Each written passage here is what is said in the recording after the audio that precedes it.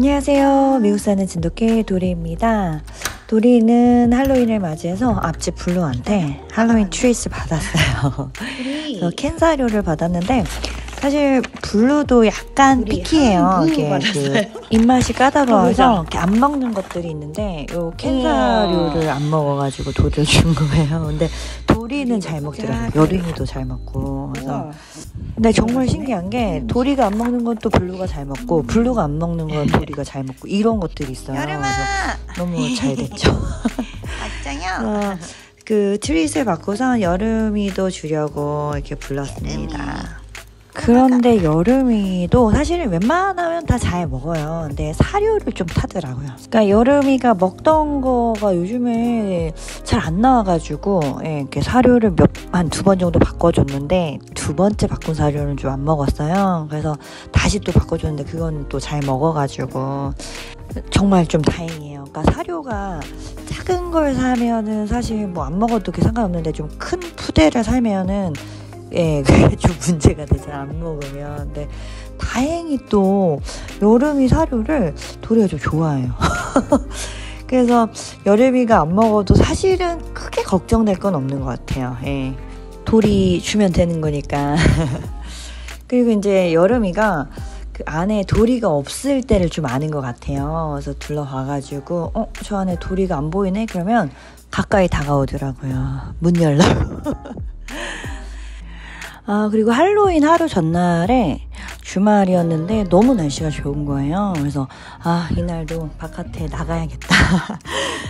그래서 이제 애들을 데리고선 바깥에 나갔다 왔는데 여기는 캔터베리 빌리지라고 그냥 상점들이 모여있는 그런 공간이에요. 근데 때마다 시기마다 그 주제에 맞게 이렇게 꾸며놔요, 여기를. 그래서 입장료를 내고선 들어가서 구경하게끔 하는 건데 사실 여기 홍보 영상이 있거든요, 유튜브에. 근데 제가 그거를 확인해보고 별로 대단한 건 없겠다 뭐 이런 생각은 했었어요. 그래도 한 번쯤은 가봐야겠다. 왜냐면은 또 가까운 곳에 있으니까 이런 생각을 하고 있었는데 때마침 날씨가 너무 좋은 거예요. 그래서 겸사 다녀왔죠.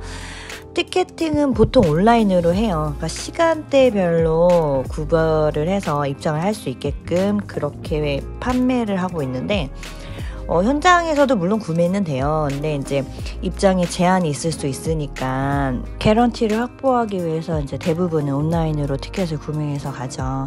그러니까 시간대별로 입장 인원을 제한하는 거는 괜찮은 방법인 것 같아요. 저희가 사는 동네는 좀 약간 시골 동네잖아요. 그래서 여기 갔더니 또 이렇게 동물들 해놓고서 먹이 줄 수 있는 공간이 있더라고요. 근데 사실 이런 데만 있으면 저희 아이들은 또 동물 좋아해가지고 한참을 또 즐겁게 놀아요. 그래서 어떻게 보면 참 다행이다 싶기도 하고 사실 막 큰 자극들을 추구하다 보면 여기 시골 동네에 있는 것도 굉장히 좀 시시하고 재미없을 수 있거든요. 근데 그래도 뭐 재밌게 다니는 걸 보면 참 다행이다 싶어요. 근데 이제 애들이 커가지고 대학을 좀 도시로 나가잖아요. 그러면은 집에 안 들어온다라는 말이 있어요. 여기 너무 시골에서 할 게 없고 그러니까 애들이 도시로 나가고 싶은 그런 욕망이 큰데 그래서 이제 대학과 동시에 독립을 하면서 집을 좀 멀리 떠나게 되면 대륙이잖아요. 아이들 보기가 힘들어진다고 하더라고요. 생각만 해도 너무 두렵죠. 예전에는 이렇게 애들 다 키우고 이제 대학 보낸 언니들이 너무 부러운 거예요. 와, 진짜 저 언니는 자유를 얻었구나. 자유부인의 삶을 누릴 수 있겠구나 막 싶었는데 이제 그 이야기가 저한테 점점 다가오잖아요. 그러니까 이게 참 느낌이 묘하더라고요. 진짜 미국에 살수록 아이들하고 좋은 관계를 유지해야 된다라는 생각이 들어요. 그러니까 이게 진짜 짧아요. 아이들 어렸을 때는 정말 이거 언제 크나 싶은데 제가 그때 잘해놓은 걸로 아이들이 또 저한테 잘하게 되고 이런 거잖아요. 근데 그걸 못 해놓으면은 제가 돌려받는 것도 뭐 똑같은 거겠죠. 근데 솔직히 저 자신을 스스로 돌아보더라도 부모님한테 받은 것만큼 못해요. 자식들은 그러니까 약간 그런 생각을 하니까 좀 저희 미래가 갑자기 두려워집니다. 가족 얘기가 나와서 이제 생각이 난 건데, 제가 최근에 읽은 책 중에서 호랑이를 덫에 가두면이라는 책이 있어요.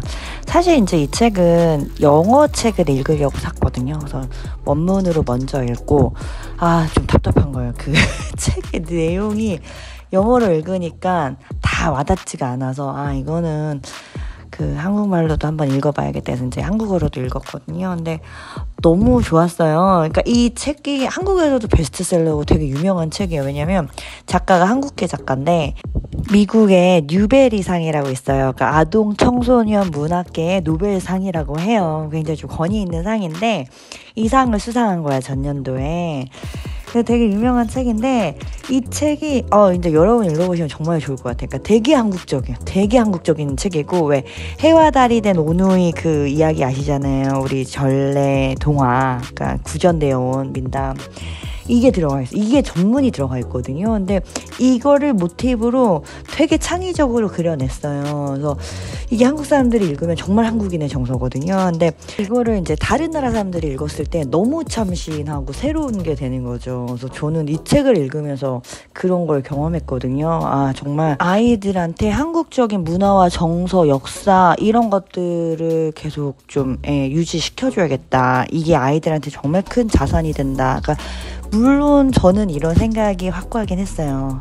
언어 교육이 민족 교육이고 또 민족 교육의 구심점은 언어 교육이다, 이런 게 있어요. 그래서 저는 매주 아이들하고 논술 수업을 하거든요. 제가 교재 다 만들어가지고 하고 있는데 그게 사실 별거 아닌 것 같은데도 아이들한테는 정말 향후에 큰 자산이 되겠다, 힘이 되겠다, 이런 생각들을 좀 하고 있어요. 근데 어쨌든 다시 작품을 들어와서 이게 가족애가 들어가 있거든요. 그러니까 할머니의 죽음을 준비하는 과정에서 그 손녀가 할머니 어떻게든지 살려내려고 그런 모험적인 얘기가 들어가 있는데, 이거는 작가가 할머니한테 가지고 있는 기본적인 정서가 나와 있지 작가의 얘기인 것 같다라는 생각이 들었어요. 물론 뭐 여러 가지 창의적이고 약간 좀 허구적인 내용들이 이렇게 들어가 있겠지만, 근데 그러면서 가족에 대해서 또 다시 한번 생각을 해보게 됐거든요.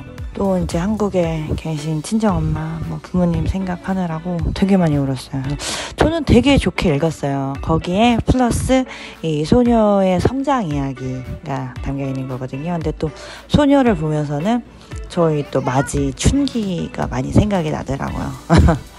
그러니까 요는 그건 자기는 투명 인간이에요. 남들 눈에 보이지 않는. 그래서 저는 처음에 이게 책이 이렇게 시작돼서 이것도 판타지인가? 이렇게 생각을 했거든요. 표현도 너무 좀 좋았어요. 그게 확 첫 문장에 인용이 돼가지고. 근데 그게 이제 비유적인 표현이었던 거예요. 그러니까 남들에게 띄지 않는 그런 아이인데 웬만하면 참고 그냥 넘어가고 이런 소녀가 자기 안에 있는 호랑이를 일깨우게 되는 거죠. 자기의 목소리가 소중하다라는 것을 깨닫고 목소리를 낼 줄 아는 아이로 성장을 하는 거예요. 그런 내용들이 다 잠겨져 있는데 문학적인 표현도 꽤 참신하고 좋았어요. 그 정말 발상도 얼마나 참신한지 이야기를 막 훔치고 그거를 되돌려받고 이런 스토리가 있는 거예요. 그래서 이야기를 막 없애고 그러다가 마지막에는 또 이제 주인공이 이야기를 마무리하고 이런 거라서 되게 좋았어요. 아이들이 읽으면 좋지만 어른들도 되게 좋을 것 같아요. 그리고 이제 이게 딱 우리 이민자들의 이야기다라고 느꼈던 게, 왜 사실 저도 그런 생각이 있거든요. 아이들이 이제 여기 미국에서 자라면서 엄마를 이상하게 보지 않을까. 다르니까, 여기 사람들하고 다르니까 그런 생각이 좀 있고, 그런 부분들이 또 있어요. 우리 엄마는 왜 다를까, 이런 게 있어요, 확실히. 제가 이제 예를 들어서 아이가 수학 B를 받아왔다 그러면 이게 뭐야. 저도 그러죠, 당연히. 왜냐면 여기 중학교는 성적 내는 게 한국처럼 어렵지가 않거든요. 성실하면 다 되는 건데 그게 안 돼서. 그러면 근데 저희 아이가 그러죠. 엄마, 여기 미국 엄마들은 B 맞으면 엄청 잘했다고 해. 그러니까 저희 이웃들도 그러거든요. 너무 잘한 거지 B는. 근데 저는 저희 아이한테 그래요. 너가 인종이 에이시안인데 백인도 아니고 흑인도 아니고 히스패닉도 아니고 어차피 대학을 갈 때 에이시안끼리 경쟁을 하는 건데 에이시안들은 다 수학 A인데 너가 거기서 B를 맞으면 잘했다고 할 수가 없다고. 그러니까 대학 갈 때 다 인종별로 이렇게 그 쿼터가 있거든요. 그게 이제 다이버시티, 다양성을 추구한다 대학에서는. 이런 것 때문에 그러는 거거든요. 왜냐면 이게 성적으로 애들을 뽑다 보면 정말 잘 사는 백인 가정 아이들이 유리하죠. 걔네들 성적 뭐 어쨌든 사교육이 들어가면 성적 내는 거는 유리해지니까. 근데 대학의 입장에서는 그런 거예요. 학업 성적이 우수한 좀 잘 사는 백인 아이들로 그 학생들을 구성하는 것보다는 그냥 정말 교육의 기회가 없어서 학업 성적은 좀 부족하더라도 약간 소수 인종의 다양한 아이들을 선발하는 것이 대학에 더 큰 발전을 가져다 준다. 뭐 이런 주장이에요. 그래서 이제 흑인 몇 퍼센트, 뭐 히스패닉 몇 퍼센트, 아시안 몇 퍼센트 이게 들어간단 말이에요. 그러니까 인종에 따라서 입학 성적이 다 다른 거예요.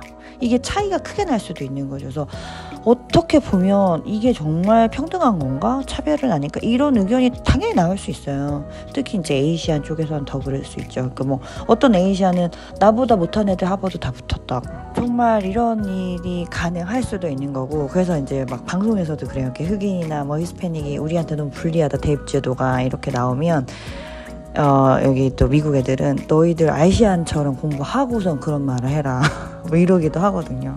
그러니까 진짜 다민족, 다인종 국가에서도 뭐 안고 있는 문제들이 있기는 있어요. 좀 복잡하더라고요. 그래서 트럼프가 진짜 젊은 시절에 그 얘기를 했어요.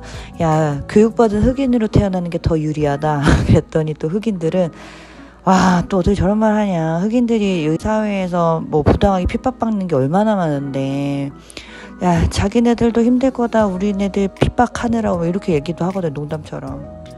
아무튼 좀 복잡한 나라예요, 여기. 근데 저는 몰라. 제가 이 사회에서 오래 산 것도 아니고 제대로 막 역사를 잘 아는 것도 아니고 그러는데 약간 다양성을 존중해서 뭔가 이들이 좋은 거를 봤다면 뭐 그게 일리도 있겠죠. 예. 그렇게 추구하고 유지했던 이유가 있을 거라고 생각을 해요. 왜냐면 어쨌든 간에 이거는 사회적 약자에 대한 배려는 맞거든요. 예, 그런데 이 그 소수인종 우대 정책도 폐지가 될 수 있는 여지가 있어요. 이것도 계속 얘기가 나왔거든요. 이거 역차별이다. 이거 폐지해야 된다. 이랬는데 폐지될 것 같아요. 지금 대법원에서 이 사안을 좀 신중하게 검토하고 있는 중인 것 같아요. 그래서 낙태 합법화했던 그 로데 웨이드법 폐지했던 것처럼 이 법안도 이제 지켜볼 필요가 있는 것 같아요. 그래서 지금 대법원 판사들이 보수 진영이 6명 포진돼 있거든요. 9명 중에 바뀔 가능성이 높다고 봅니다. 그래서 대통령들이 자기 임기 중에 그 대법원 판사 임명하려고 되게 노력하잖아요. 자기 진영 사람 심으려고. 대법원 판사는 임기가 종신이에요. 자기가 그만둘 때까지 아니면은 뭐 수명을 다할 때까지. 그러니까 대통령 임기 중에 막 대법원 판사 임명할 일이 생기는 거는 중요한 사건이라고 볼 수 있어요. 트럼프 재임 시절에 임기 이렇게 끝나기 2달 전에 긴즈버그 대법원 판사가 죽었거든요. 근데 그때 막 자기가 했어요. 그때 예. 이렇게 새로운 판사를 임명을 했는데 그것 때문에 좀 되게 문제가 됐죠. 원래 그렇게 하는 거 아니고 다음 대통령한테 넘겨야 되는 건데 그래서 긴즈버그도 살아 생전에 나 절대 트럼프 임기 중에는 눈 못 감는다 이랬었는데 예, 그렇게 돌아가신 거거든요. 되게 미국 사회에서 존경 많이 받는 판사였어요. 차별에 관한 특히 이제 여성 인권에 관한 것들에 대한 목소리를 냈던 판사여서 네, 그때 돌아가셨을 때 뭐 대대적이었죠. 애도의 그런 물결이 어마어마했었습니다. 그래서 저도 이 사람 이 정도였구나 이런 게 딱 체감될 정도로 사람들이 개인적으로도 페이스북이라든지 이런 데다가도 많이 올렸거든요. 자, 아무튼 대법원 판사들이 보수 진영 쪽에 많아가지고 법안이 공화당 쪽으로 유리한 방향으로 흘러가는 거는 맞는 것 같습니다. 예. 어쨌든 뭐 얘기가 많이 길어졌네요. 네, 할로윈으로 시작해서 뭐 미국 대입제도까지 이렇게 흘러왔습니다. 끝까지 시청해주신 분들 너무 감사드리고요. 저는 다음에 더 재밌고 유익한 영상으로 다시 찾아뵙도록 하겠습니다. 감사합니다. 안녕히 계세요.